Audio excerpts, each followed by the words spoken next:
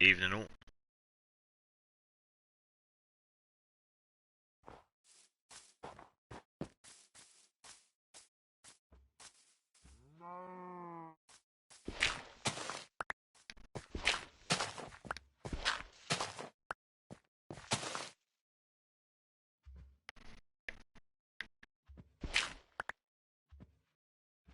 Hey Grin, what you building?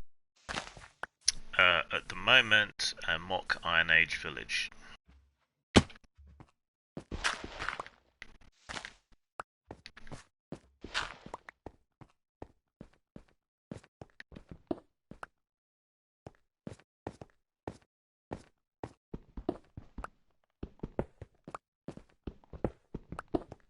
Wow, cool.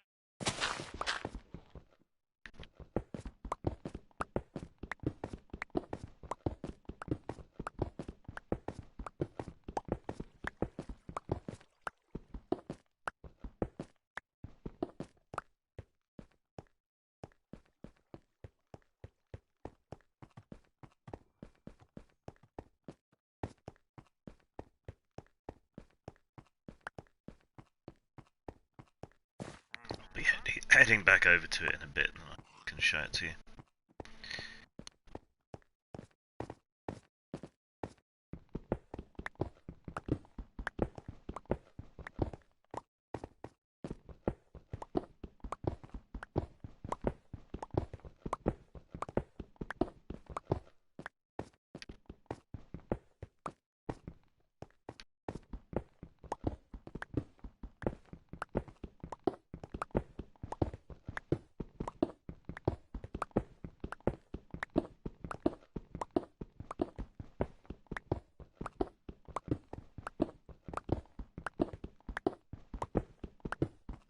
But you can sort of see it from up here.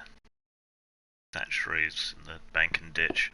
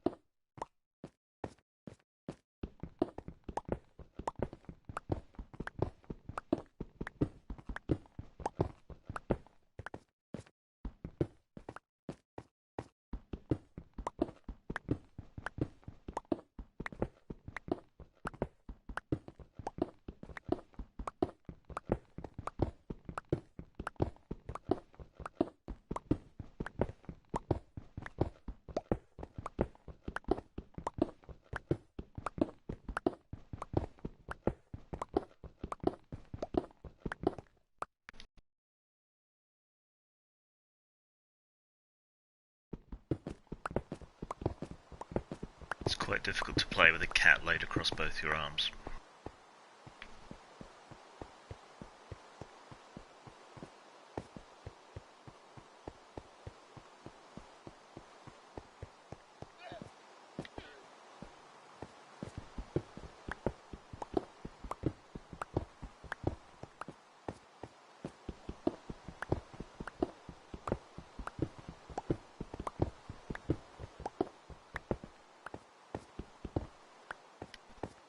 Hi.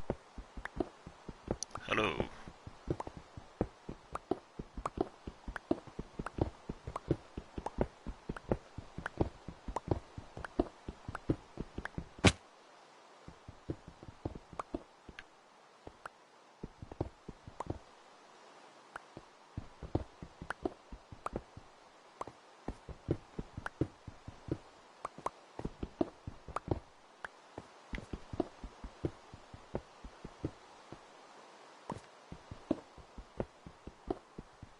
Cats have no consideration for virtual architecture.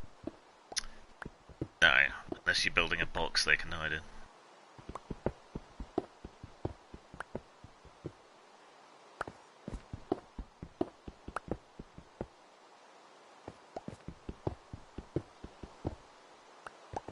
Didn't have you down a Minecrafter.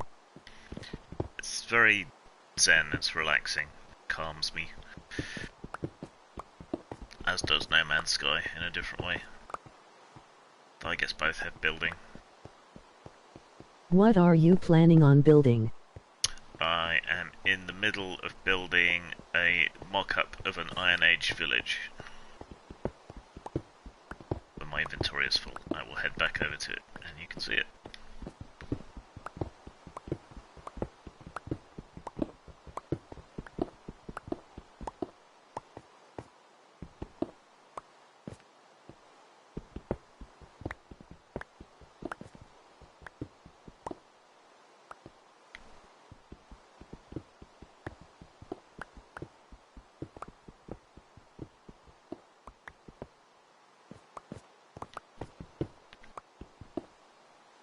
Cat, your nose is cold.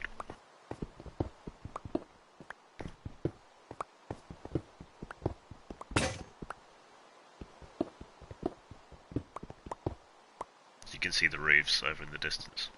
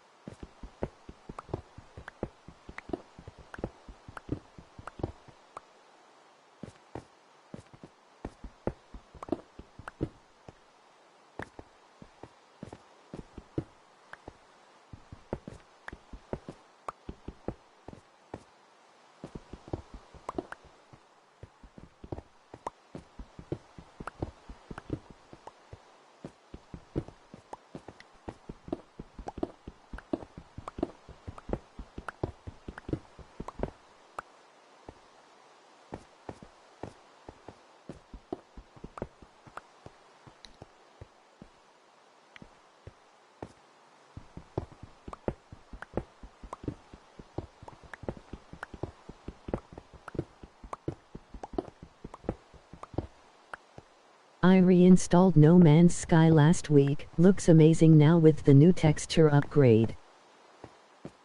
Yeah, I need to get a PS5. Nearly managed to get one the other day.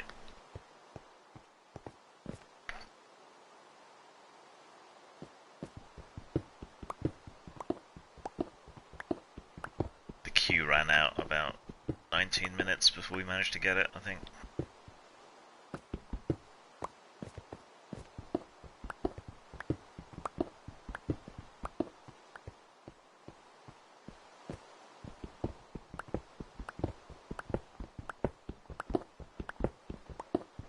played it with the VR headset. It's a bit disorienting and lower res, but it's really quite immersive. Gives you more of a sense of scale.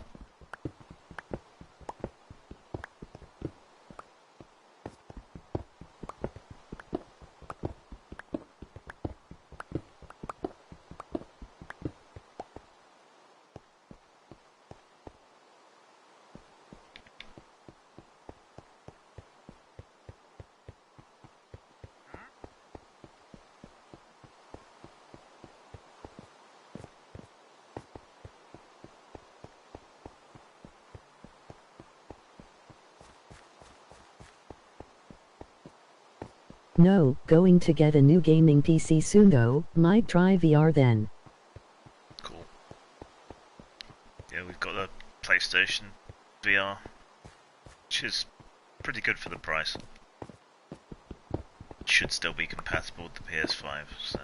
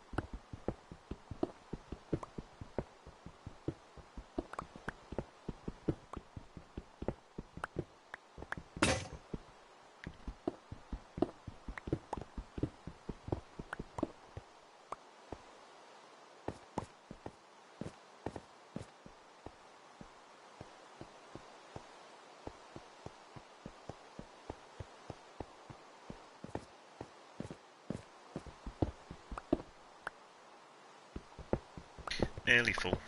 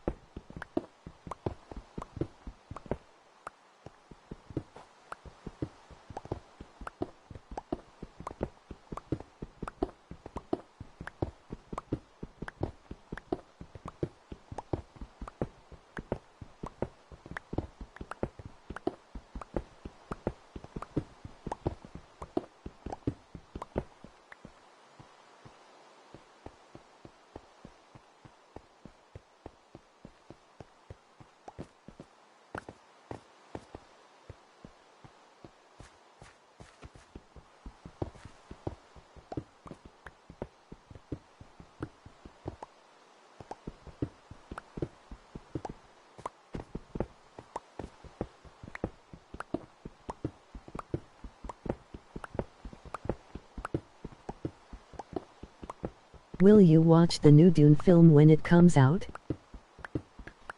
Yep, definitely. I did like the old David Lynch one. I know that puts me in a minority, but but yeah, I'll definitely watch it. I love the original, like, 3 novels. Then they go downhill a bit, and don't get me started on the prequels.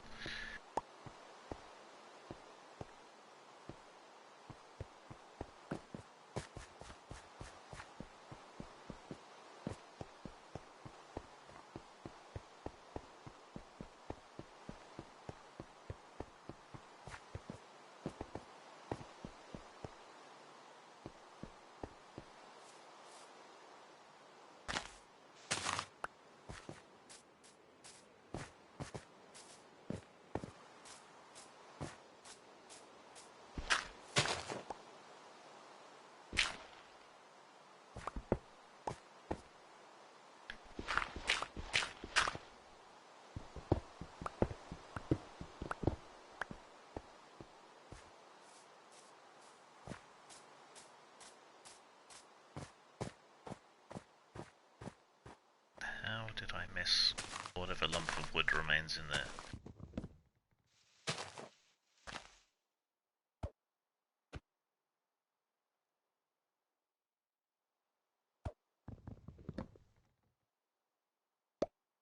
Oops. Damn it.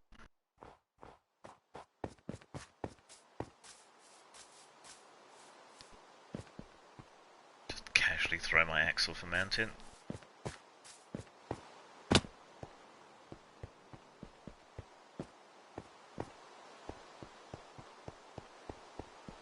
Lots of classic sci-fi getting adaptations lately. The Apple TV Foundation series is pretty good, though not too faithful.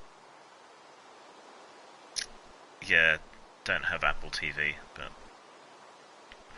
eventually it'll show up elsewhere, I'm sure.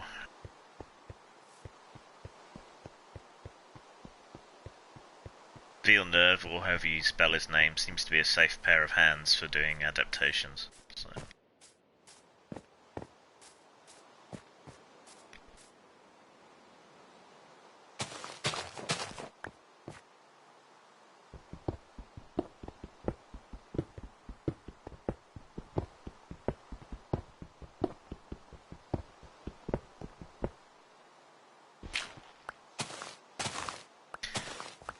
I guess it's because all the different streaming services are looking for must-sees, and you combine that with the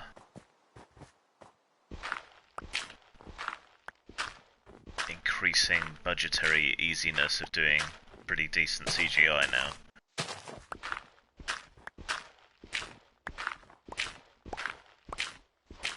Makes it possible to do these things.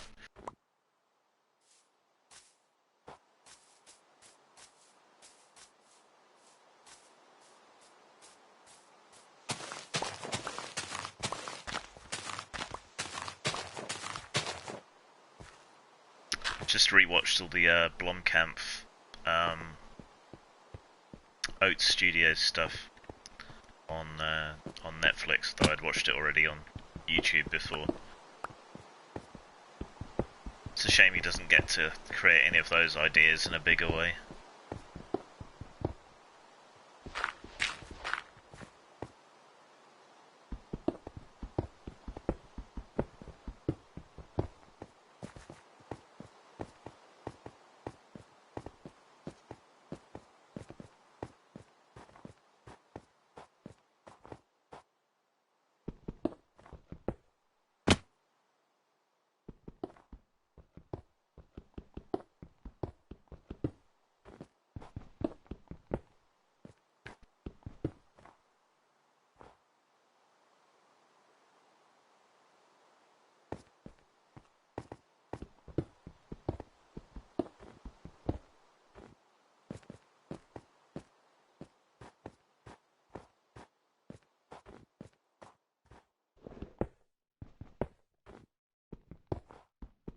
People seem turned off. So much amazing stuff in there.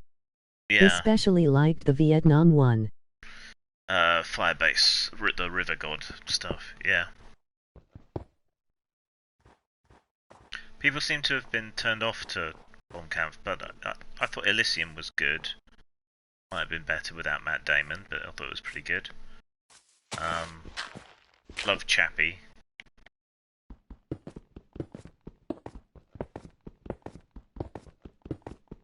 mean, everyone liked District 9, but yeah.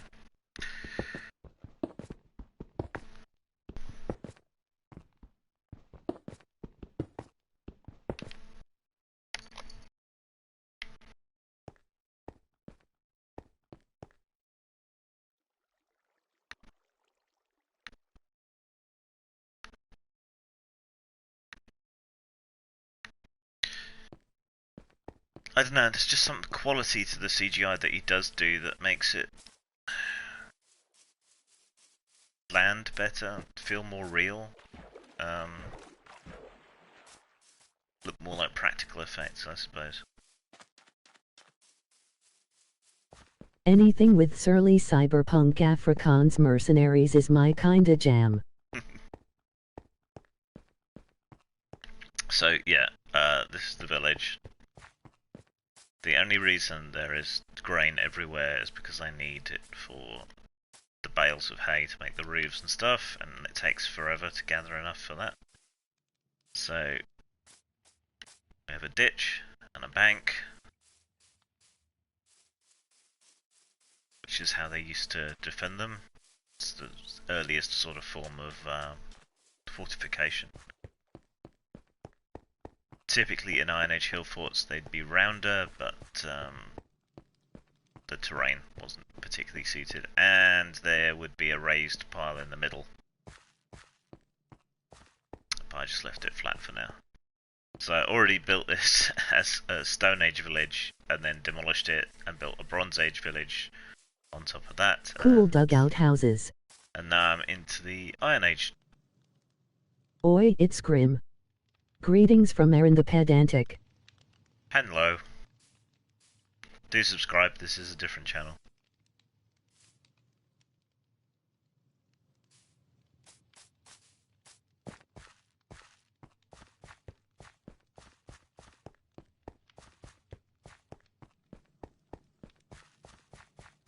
So yeah, it takes forever to get enough grain to make the straw bales for the roofs. I can't quite model them how they're supposed to be. I never unsubbed from this one. Oh, cool. Emoji grin. Oops, it's drawn on the fire. So these places would have like raised platforms around the outside to keep food and other things off the ground, and to sleep above the floor to stop insects and stuff getting at you. But you can't really model that at Minecraft scale properly, so.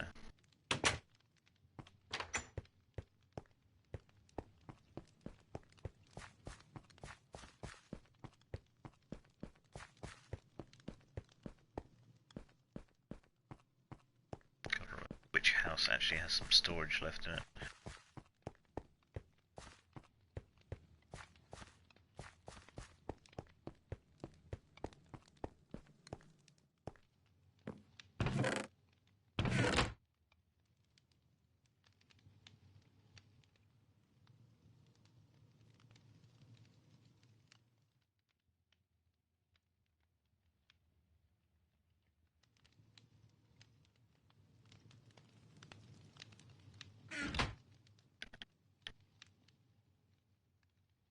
How's everyone doing this evening?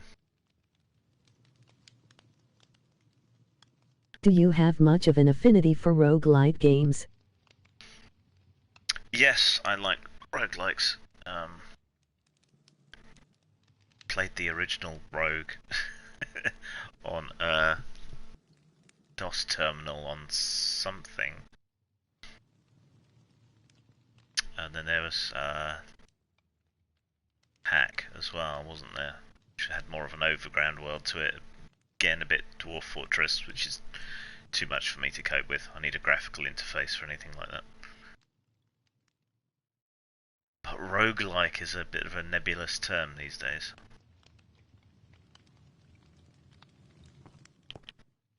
Just seems to mean there's some semi-random stuff in there. So.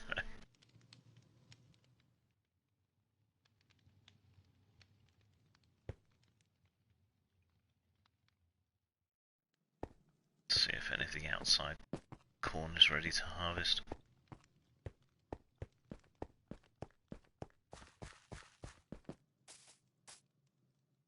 See, the idea in Iron Age hill forts was you had the bank built up of earth from what you dug out of the ditch, right? And the exterior wall would be very steep, and the interior wall would be more shallow. So the defenders on the inside could easily get up to the top of the bank, like throw stones and spears and stuff. And the guys outside, who had further to climb because there was the ditch, and it was a much sheerer lift. So yeah. There's a hill fort not far from here, Danebury Hill Fort, you can look it up.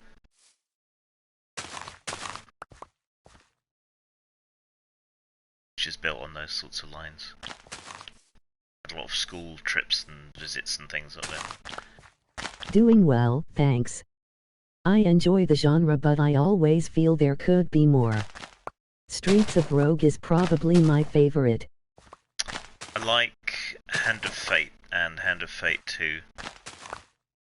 And I have some more traditional sort of Rogue copies on my phone for if I'm stuck bored somewhere. Phone signal can be a bit patchy out here, weirdly more in the towns than in the village, so having something self-contained that doesn't need to connect to the internet is a good choice for a game.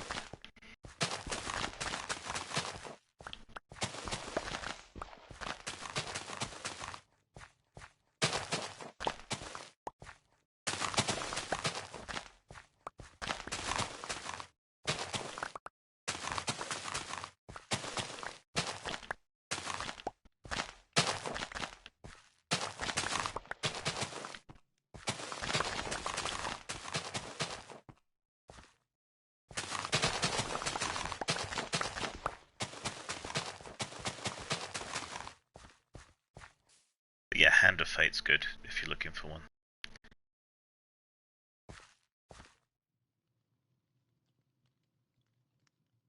Before I ever discovered fantasy, I used to read a lot of illustrated history books, loved the old pictures of Iron Age Saxon villages.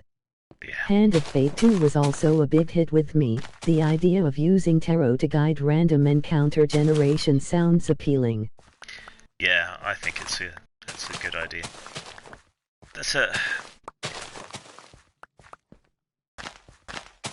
Using a deck of cards to represent a character or something in a game is something that's not really been done right, I don't think. People talk about Saga Edition Marvel superheroes, but I never encountered that, so I don't know how that works, whether it relates, but it's something that could be done, something to experiment with, I guess, at some point in the future. Trouble is, getting art for cards makes producing those things quite cost prohibitive. And here in the UK, if a game is boxed, like a card game would be, you get charged more in tax than if it's just a book. So that's why you get less box sets over here.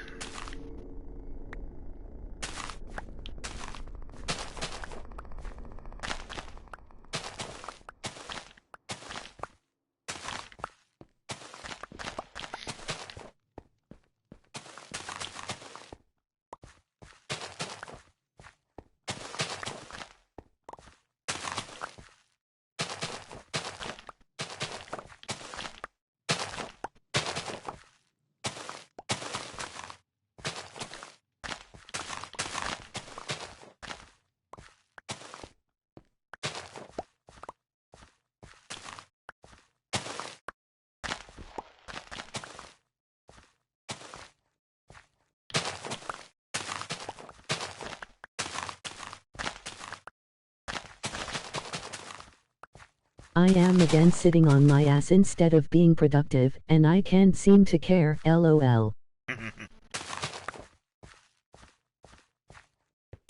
Keeping me company is productive, surely.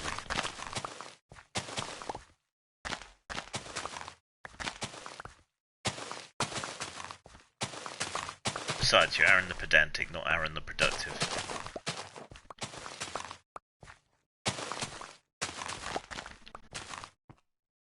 There we go.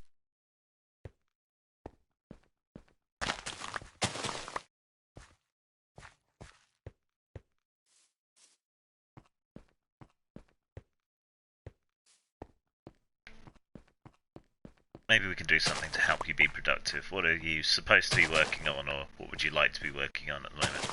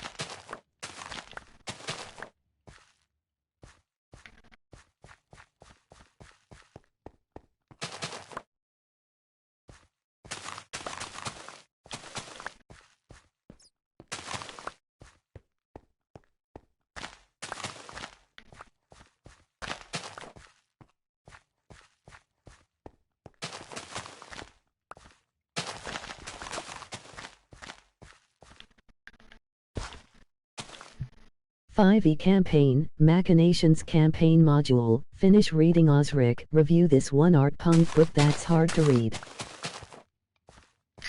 Which one's that? Is it a Alt Borg supplement, or...?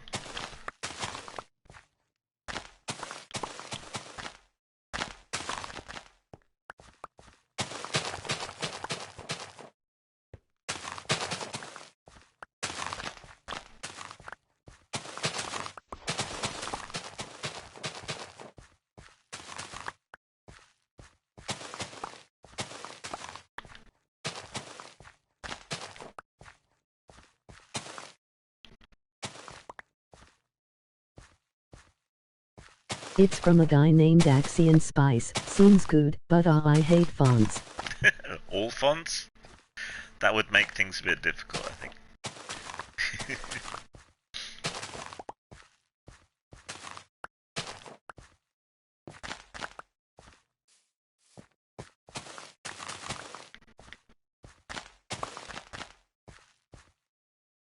Just those. You know the ones. The black metal type ones, probably. Have you run much 5e? Pink and yellow backgrounds.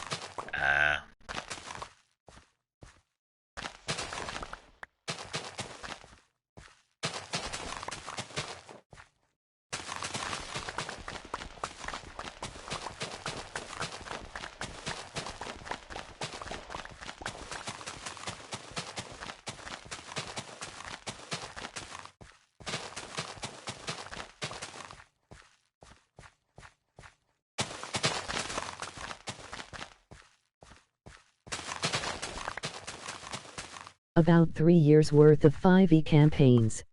Cool. Any words of wisdom?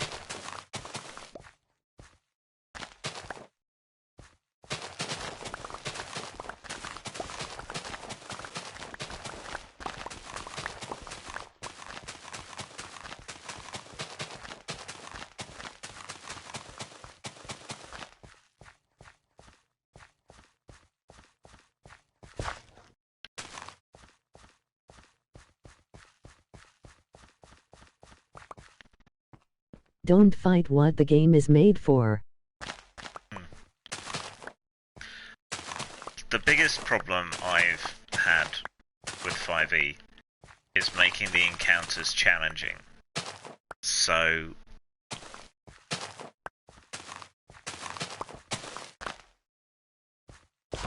last night during the Eratech game, there was a lot of distraction and tipping, which is good because, you know, less work for me and more money for me, perversely. When we did get to the final encounter, it was set up to be deadly to the party of adventurers that we've got. We had one extra player, which throws off the math a bit, but not too much. It's so hard to create anything that's really a challenge, at least according to the maths that they give.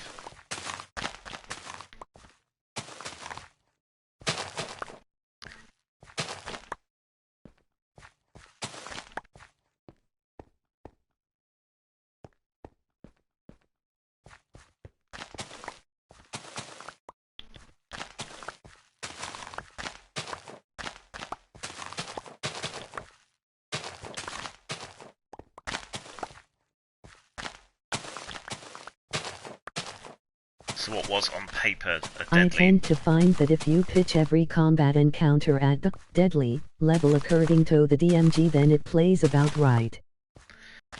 Yeah, it's timing that's the issue. You know, combat tends to drag. So we tend to run a much more sort of socially focused game for the most part, or cunning plans and mischievous hijinks rather than necessarily a direct attack. But I try to have, you know, the opportunity for combat each session. The most I ever seem to manage to do is to kill the Artificer's tin dog every few sessions. And then he just built a new one. So. It's weird because it's a performance game, so you don't want to TPK. I get what you mean. Personally, I've been pretty liberal with giving minor legendary actions to ringleaders. What I think I need to do, well, they're releasing some new monster rules at some point soon, aren't they? Maybe that'll address it, but what I think I need to do is to create a sort of generic party of adventurers and just run through some, you know, war games, some skirmishes to figure out, you know, what actually is a deadly level encounter.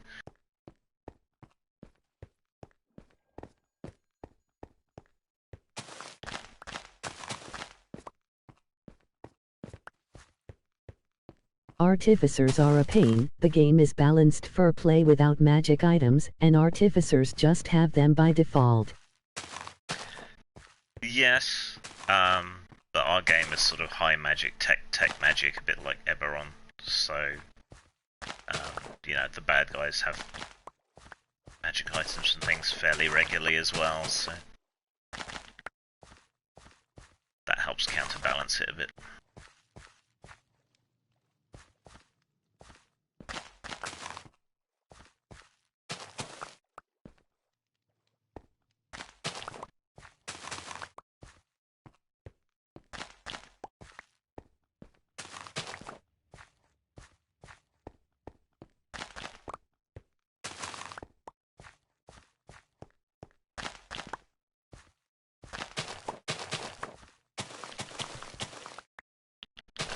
I need to tally the XP for last night.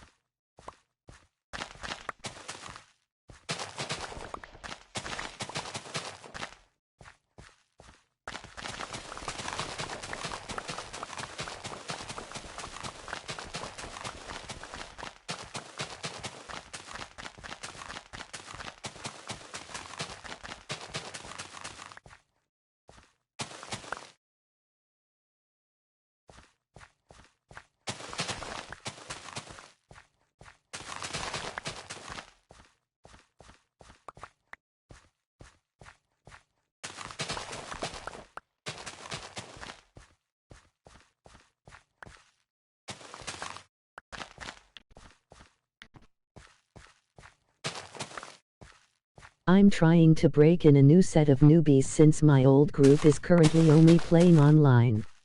I blew up my own Curse of Strahd game after a year or so.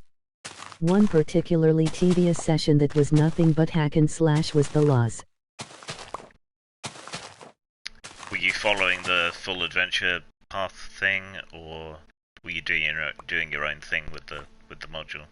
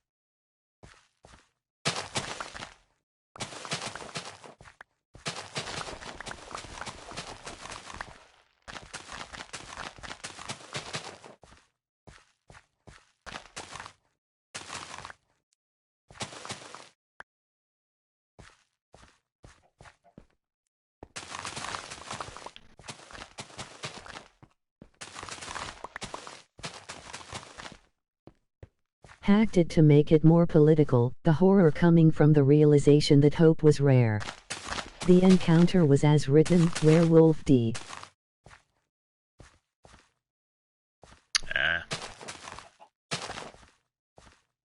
Need to hit them with things like lycanthropes early on, before they've all got magic weapons and so on.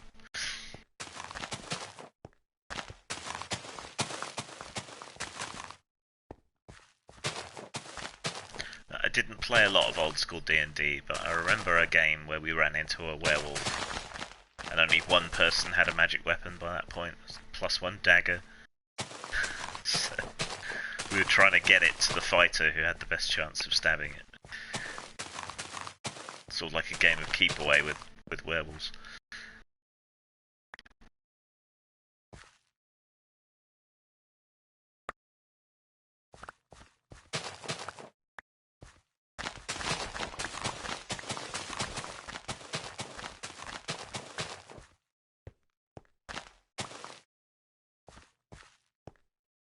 I'm looking forward to running Whitechester with grim dark 5e rules.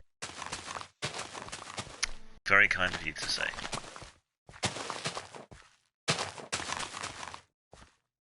A couple of people have been really helpful. Because with my health scare, I just can't work as much as I was. So they've kind of helped fill in. So I'm a bit more of a project manager, but I'm still writing a lot for it. It's not how I wanted it to be, you know. I like to be an auteur, but they are following my directions, I guess. And at least this way it'll get done in good order.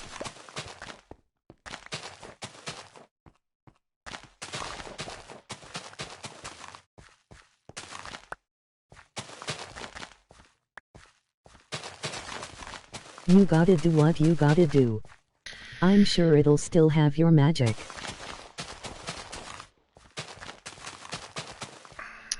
Yeah, Neil Coates is helping me with it. He did the Book of Wondrous Stones that I put out, and the Medieval Bestiary that I put out. So he's up on his history and so on. So he's been a good fit, and Miguel's been helping as well, and he's got a good sense for horror. So that's working out quite well. And T-shirt is helping me with some of the statistics and so on. So he's doing some of the monster conversions stuff for me. And came up with some pretty good rules for like zombie swarms, to represent that kind of ravening mob you see in movies and so on. Miguel is a solid dude. I'll have to look at Neil's stuff.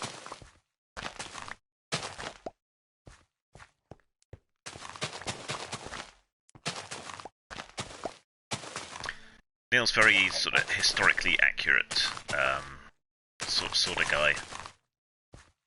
Very particular. His stuff would probably be good to use with something like Lion and Dragon. Or if you wanted to take Lamentations in a more historical way, less gonzo way. I think that's the way Raji is thinking of doing it.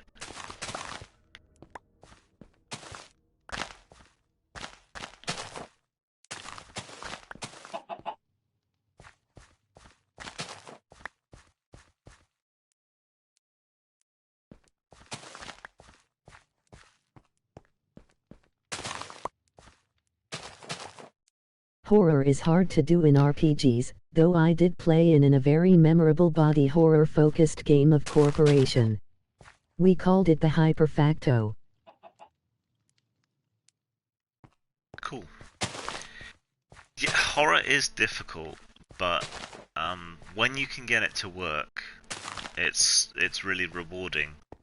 I think comedy and horror are the hardest things to do in tabletop gaming. And I think the trick is, well, like, it's easy to get a reaction right? It's easy to disgust people. You can go heavy into the gory descriptions and stuff like that. But that's more disgust than horror. I think horror works best when you do a really slow burn.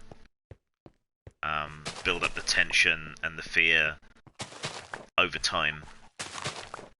And introduce little clues and elements that seem innocent at first, but then start making the players paranoid about everything.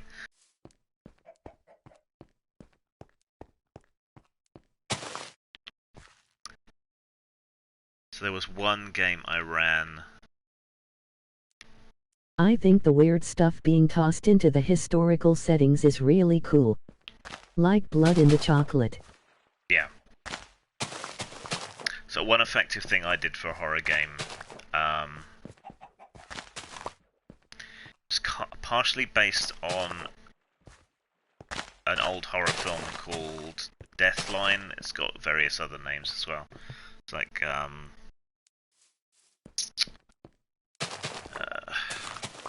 Donald Pleasance in it, and the conceit of the film is that the abandoned tunnels of the London Underground, there's some that are cut off, and back in Victorian times, some of the workers got trapped down there. Some of them have survived, but they got all inbred over the years. It's cannibalistic horror, classic inbred backwards cannibal, but in the London Underground, hiding in the abandoned stations and in the tunnels and so on.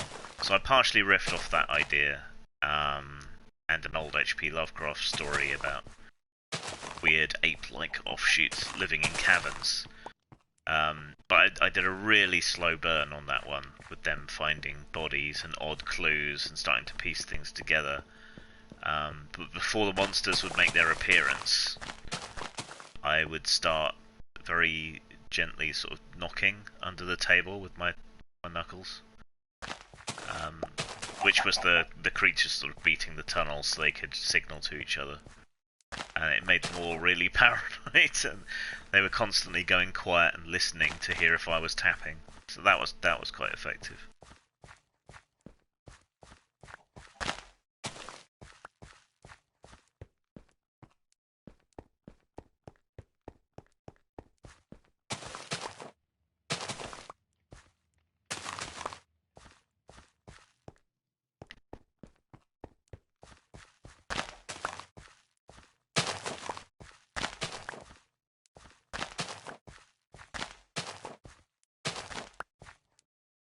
And in a game of Legend of the Five Rings, I had the sort of necromantic bad guys cover up their rotting smell with jasmine.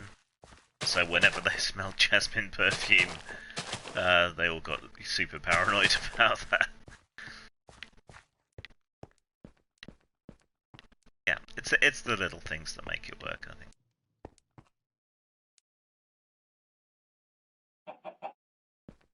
Okay, that's enough straw for now.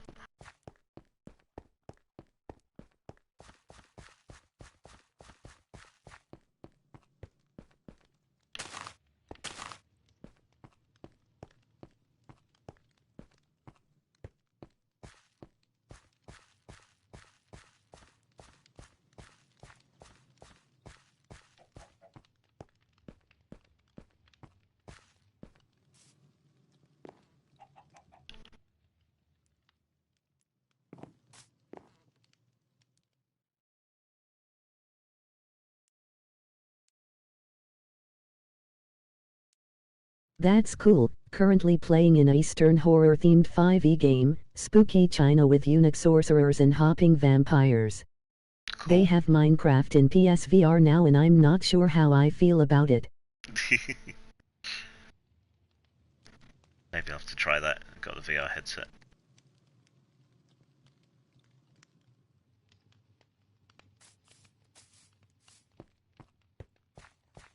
I think the other thing that you can do with a slow burning horror campaign is that you can make them become invested in the NPCs, and then you can introduce moral quandaries, difficulties.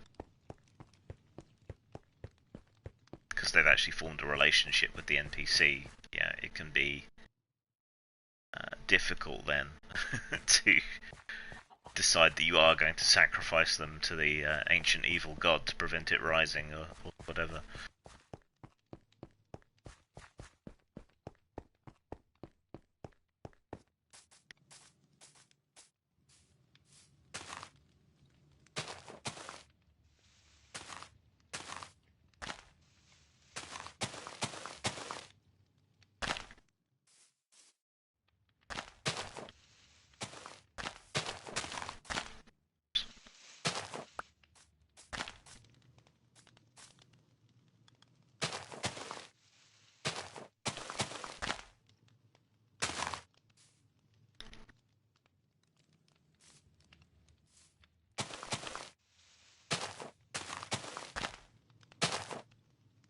Wish straw wasn't such a huge pain in the ass to make.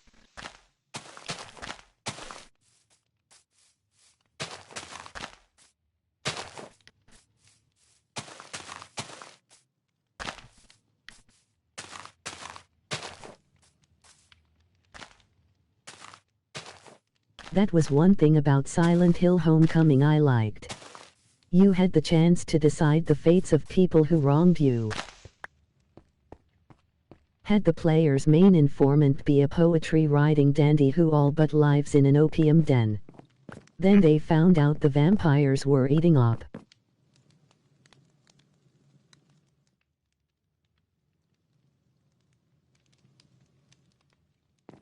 Well, yeah, opium fiends are delicious. It's their own fault. So that's another route. So we've got a hole for the smoke.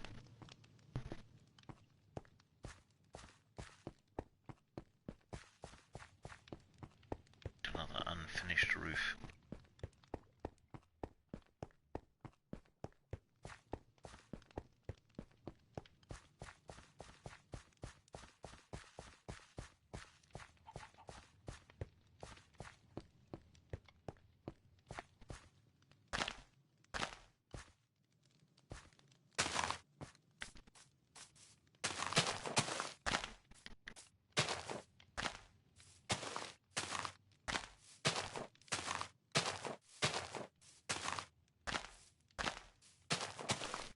Comedy is super hard, at least when you're trying for it. I think it probably is harder than horror, because there are cheap shots you can take in horror. I mean, the only game that consistently works as being funny is Paranoia.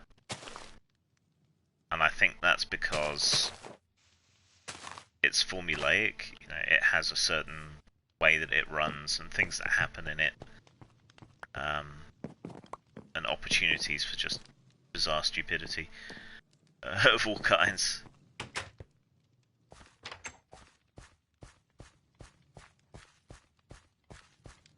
So you have that formula, you have the expectation, you have the payoff, and you have the paranoia between each player. Somehow that makes it work. I don't know why, but it does. That's why I modelled my Invaders game after it, in terms of structure.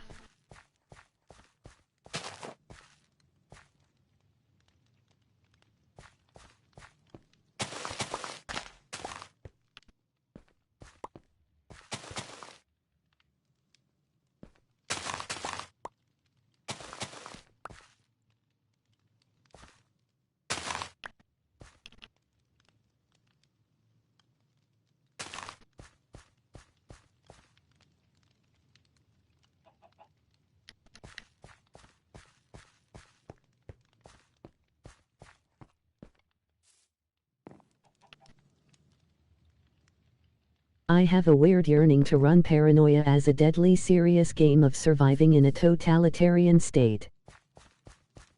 Well, when Mongoose were publishing it, their edition went into the option of playing it straight, playing it a bit more like Brazil. I haven't run it in ages, it would be fun to run it again.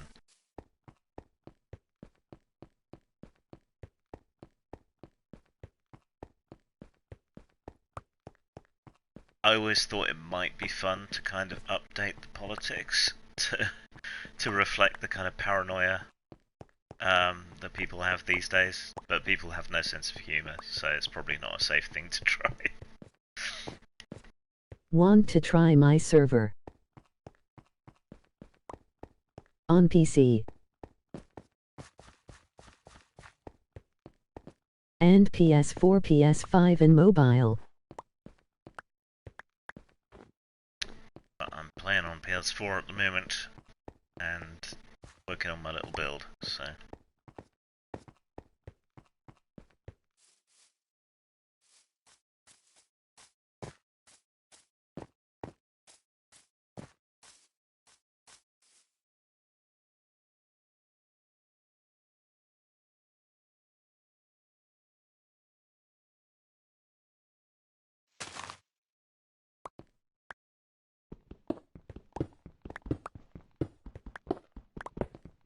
It is a mining PvP server. I am looking for someone to test it. Want to?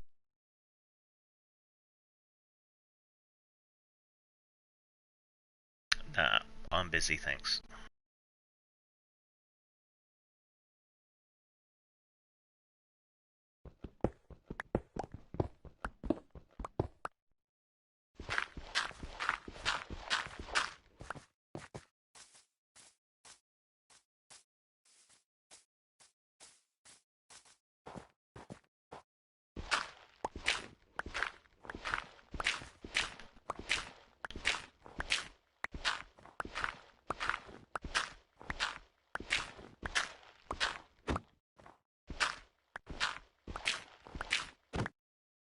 Boo, it's a Minecraft dude, come here to poach the builder of our great commune.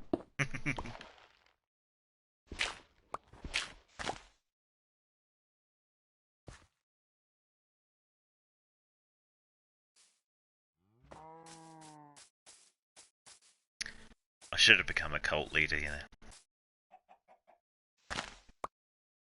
It's where all the money is. Just ask L. Ron Hubbard.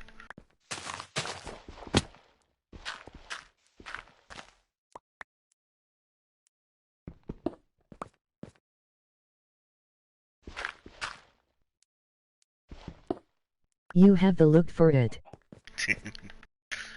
Manson or Jesus?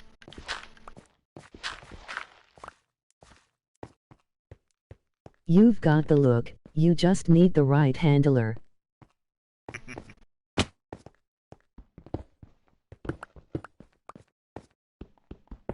Hire a PR firm to help me set it up.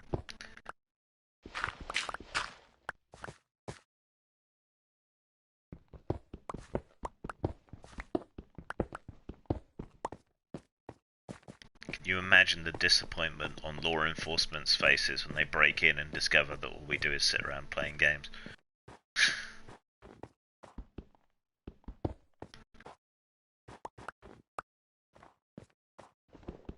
Where's the freaky sex? Well, The you know drugs? that they say, the difference between a cult and a religion is that a cult is led by a charlatan, and in a religion, that per. Yeah. The difference between cults and religions is numbers.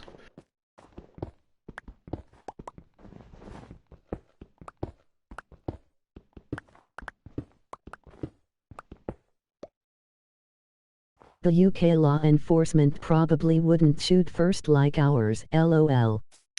That is true. Though they have been a bit trigger happy in the past.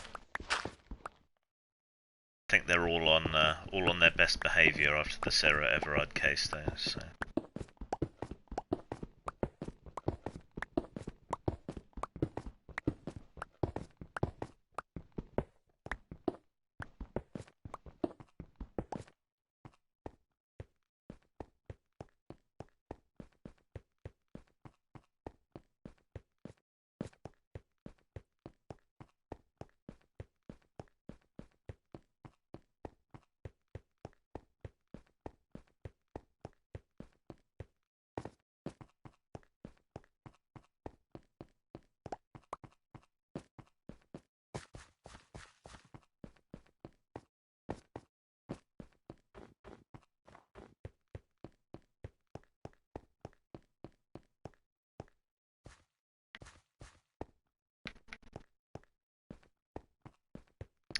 Though our Home Secretary is currently seeking changes to the law so that Coast Guard and border control people won't be held liable if they turn back refugees and they subsequently die. Because a lot of them are crossing the channel from France to come over here in dinghies and things. And yeah, it's pretty dangerous.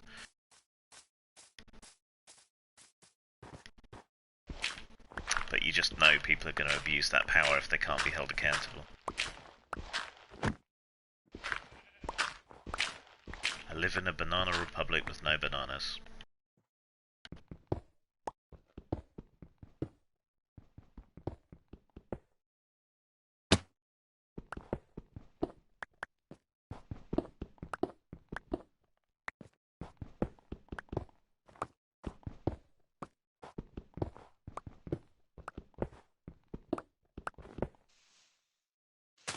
A parsnip monarchy.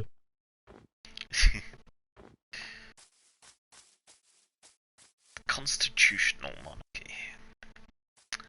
Which means the monarch doesn't really have any power. But technically, they still have a little bit of power, but it's a one and done. If they refuse to assent to a particular law, there'll be a very brief constitutional crisis, and then Parliament will vote that the monarch has no real say. And that'll be that.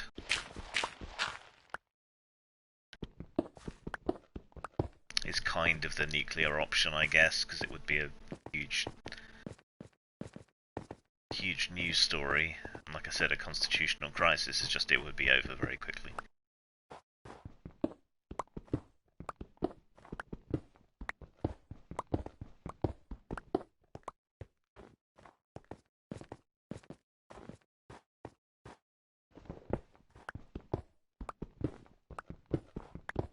Then I come from a line of regicidal Puritans, so what would I know? I might be a little bit biased.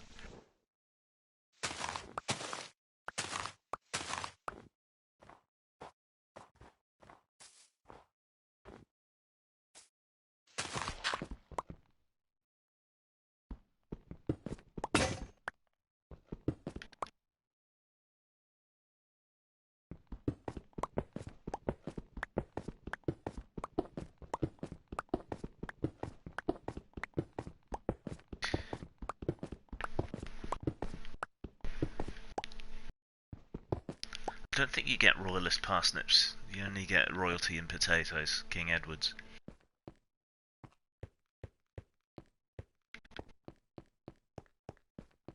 Colonel John Desperoirk.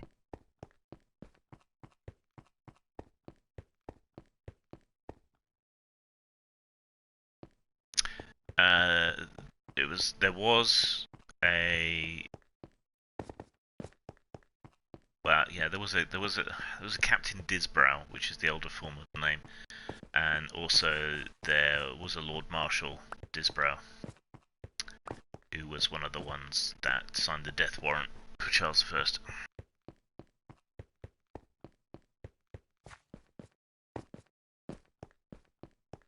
And his and Cromwell's family were intermarried, so yeah.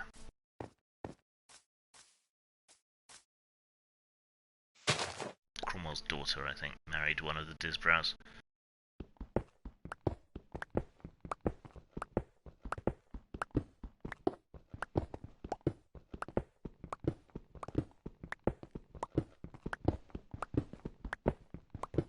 And there was a highwayman who was a Disbrow after the Civil War as well.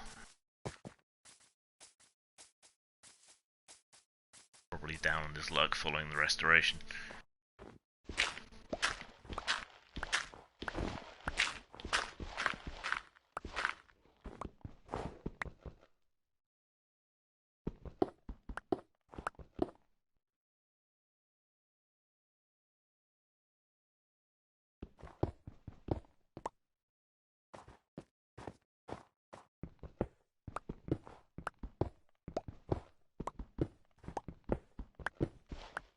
It's an interesting period of history, and where Whitechester is set.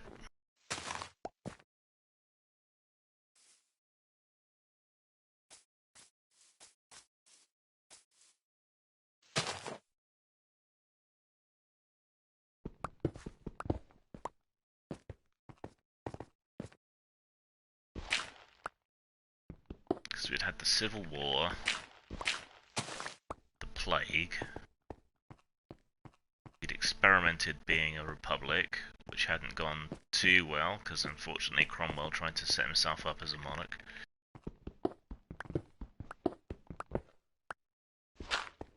Huge social and political upheaval. It's just it's just a really fascinating period.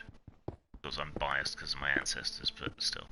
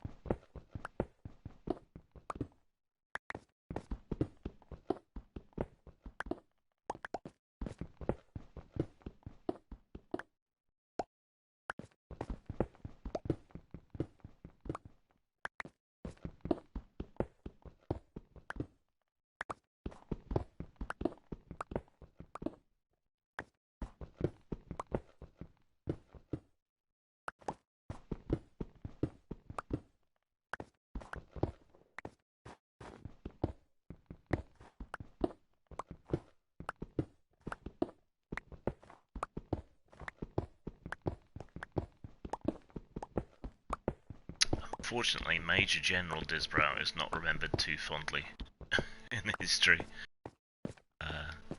He was a bit of a bully, a follower, a bit of a thickie, apparently.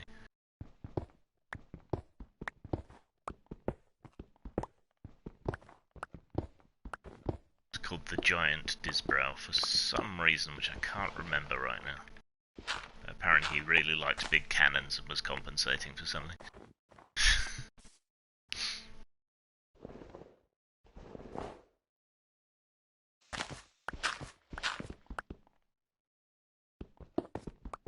Of course the Royalists won in the end, so it might just be bias.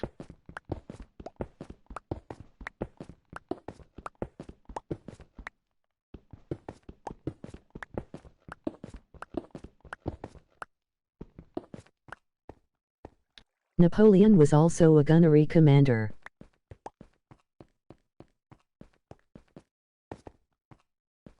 And not that short. That was British propaganda.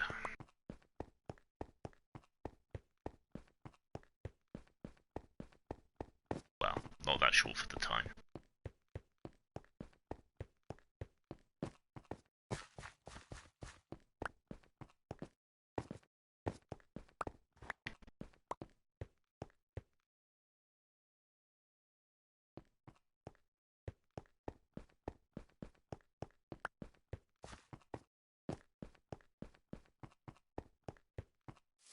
I think it's some sort of historical rule for European dictators that they get too big for their boots and try to invade Russia in the winter. No, the Royalists lost. No king after Charles I ever even came close to trying to restore the power of the crown as it existed in 1641. Well, I know that Parliament won the Civil War, but I mean, you know, we went to the Restoration. So in the end, it was all for nothing, really. That's what I mean, in the long term.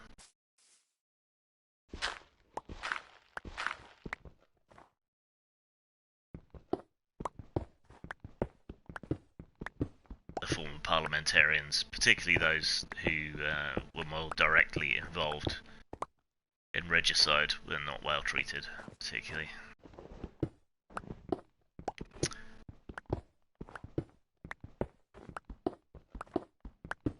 But then Chucky 2 did create the Royal Society, for which we have a lot to be thankful for. Swings and roundabouts.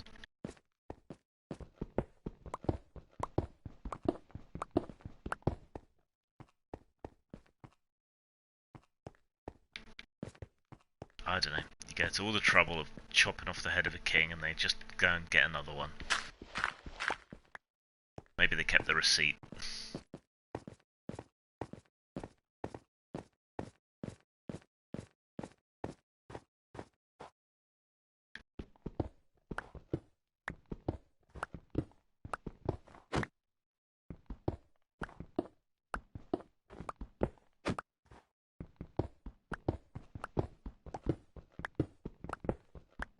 Excuse me, sir.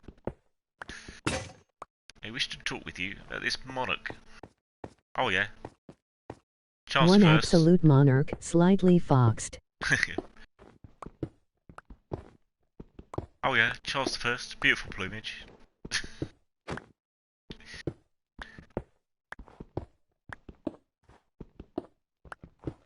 Plumage, don't come into it, Sonny Jim. This monarch is dead.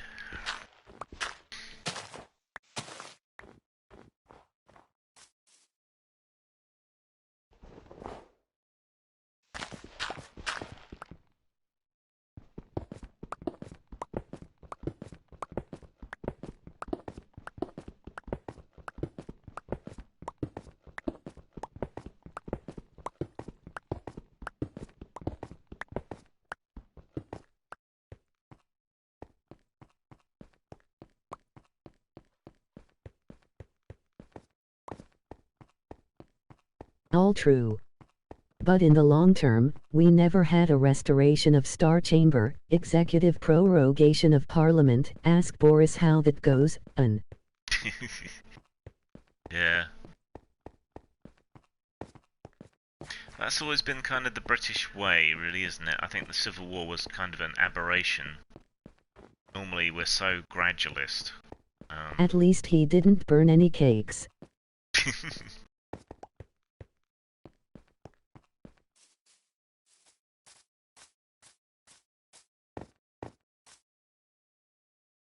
That was Alfred, wasn't it?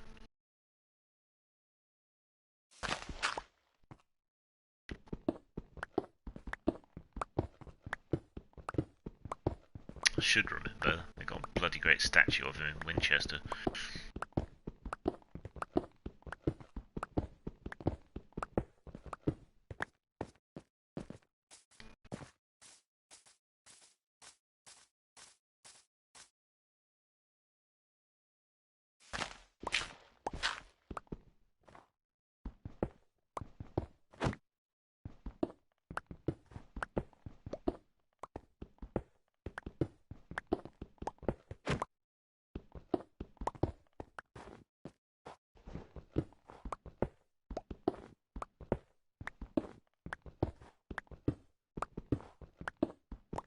Gotta go take my meds in a minute, and then I'm not really much good for company after I've taken those. If I can get some more people to subscribe to this channel, maybe I'll start Are you streaming more leveling regularly. the mountain? Yes, I've leveled that much of it already.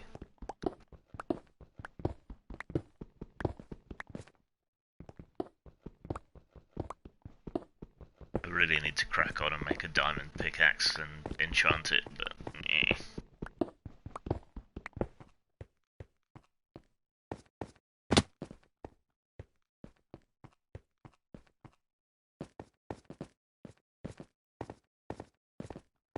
Eventually, I'll have use for a lot of this rock.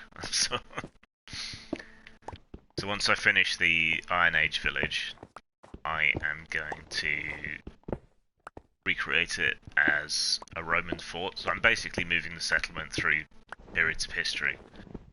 So after I finish the Iron Age village, I'm going to build a Roman fort on the same land, reusing many of the same elements.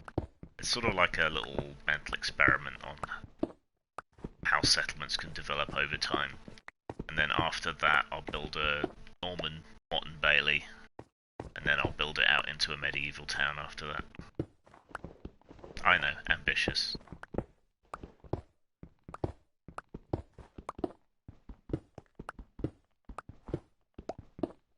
yeah, I want to level a lot of the land to make room. And yeah, I know I could just use the creator mode, but that feels like cheating somehow.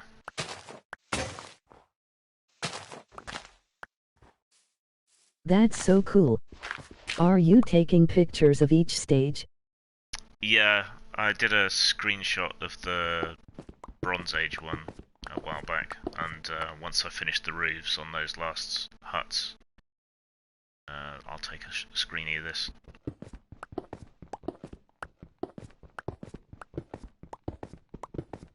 So basically I've done Stone Age, Bronze Age, doing Iron Age now.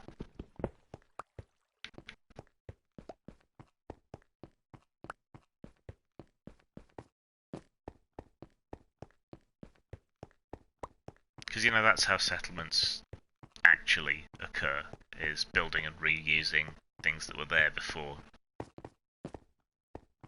So, like, in my real life village where I live, almost directly opposite me is a big building, almost like a barn, but solid walls, and that goes back to the Domesday Book when the Normans invaded and they basically did an inventory of the UK in 1066. Well, England in 1066, and that building's in the Domesday Book, and it has variously been a barn, a stable, a baker's. Then it was a storage area for the village shop for a very long time, and now it's not really used for anything. People keep talking about converting it, but, you know, that kind of grade of listed building you're not allowed to fuck with. We take our heritage very seriously. But you can still see where the old bread ovens were in the wall. TNT would be quicker, but you know that, ... So why the slow way? Because I find it very zen. To just dig. It helps me chill out.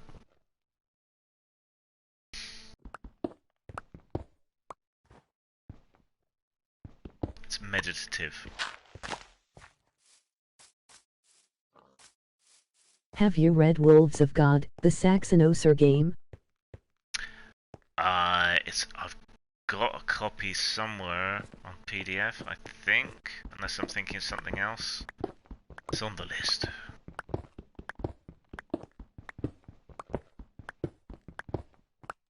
You should talk to Insomnijack on my Discord. He's into his historical RP, particularly that sort of period.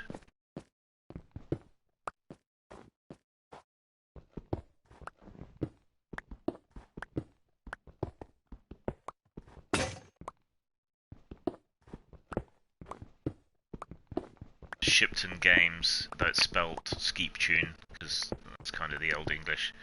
They're into the historical gaming as well, and local.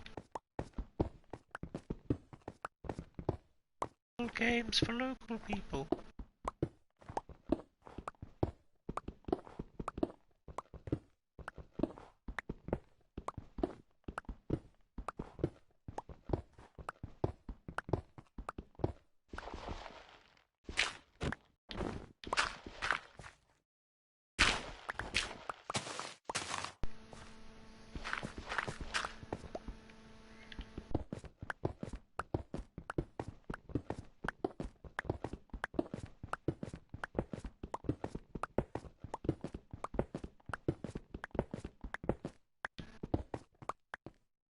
Do you have any 5e? I have a lot of 5e. There's nothing for you here.